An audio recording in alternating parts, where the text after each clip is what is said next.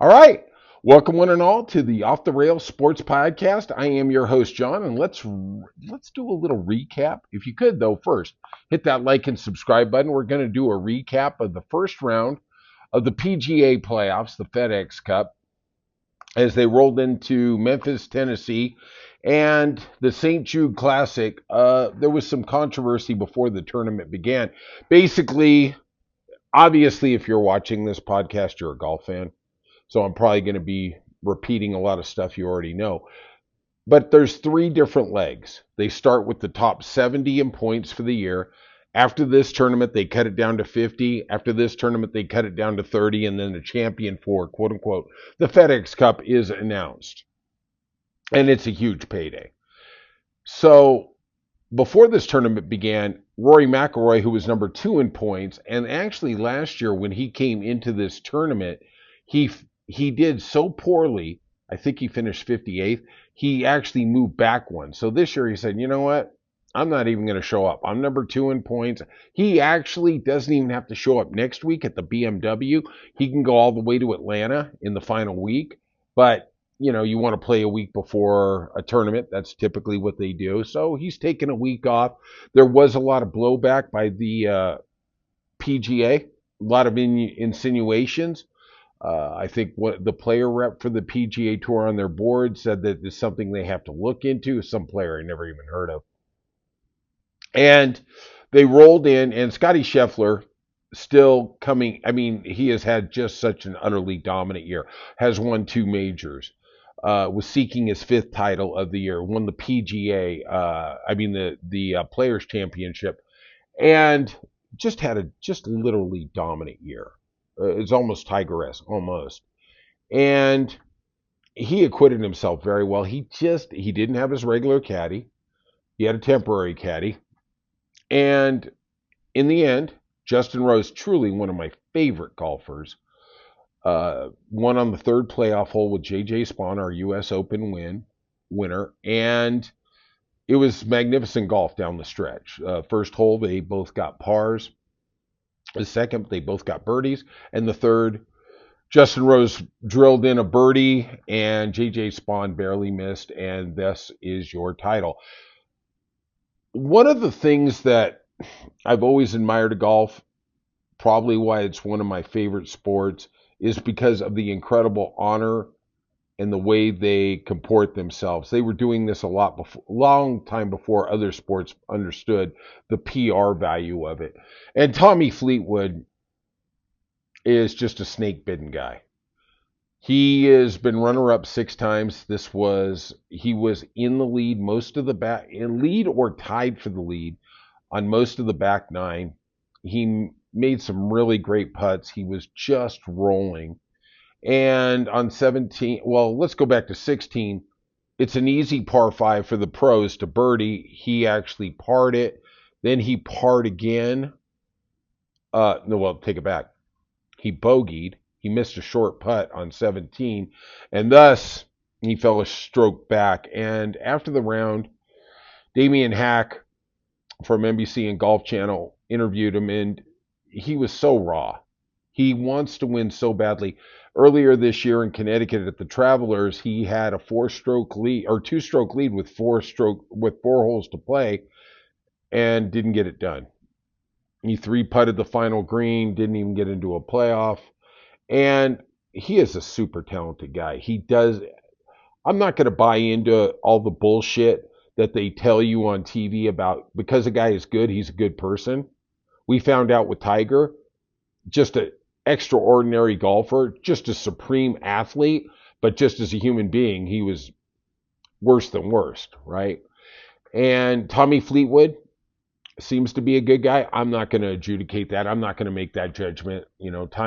I think there's a lot that goes on the PGA Tour that we are unaware of. Like I will say, I think all the guys in LIV are trash. There is some exceptions, but if you ask me, Phil Mickelson, who has been my favorite golfer for 25 years until he went to LIV, Bryson DeChambeau, I think, is trash. I think that guy is a two-faced mother effer.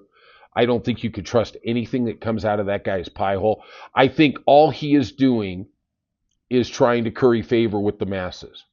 And the reason, I mean, I know he won a second U.S. Open last year at Pinehurst, but the reason the John Rahms and the Bryson DeChambeaus, and for the most part Brooks Koepka, they choke is because they don't have the competition. They're playing 54 holes. They're playing subservient, subpar, I guess would be a better term, competition. And okay, they took the money. Okay, you got the money. Stuff it in your pocket. I look at Scotty Scheffler, who is literally the most dominant player on the planet, and he's making insane amounts of money. They were breaking it down that he got Jim Nance was Dan Hicks was breaking down that he got an $18 million bonus coming into the Cup, and then there was another $8 million bonus. I mean, the money just to qualify. I mean, it was just wow. And they deserve every cent they get. Golf is not guaranteed for anything.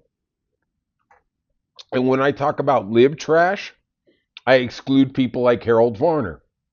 Harold Varner was a competent PGA pro, but they offered him an egregious amount of money, and he literally came out and said, one of the few times you literally hear truth from a professional athlete, he said, look, I took the money because I want to take care of my family for the rest of my life. Straight up. He didn't do the, like all the live trash said, well, we like a little more flexibility. We like a little more freedom in our schedule. Bullshit. It was all about the money. Phil Mickelson, his gambling addiction.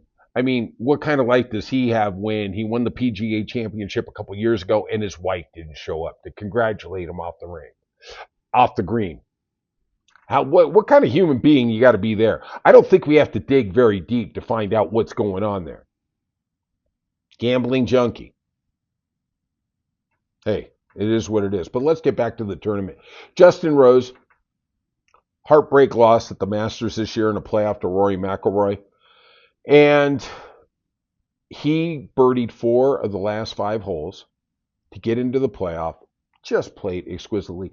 45 years old. He is a former U.S. Open champion, just like J.J. Spaun was, and is. I guess he's the current champ. And they played magnificently. It was very, very exciting golf.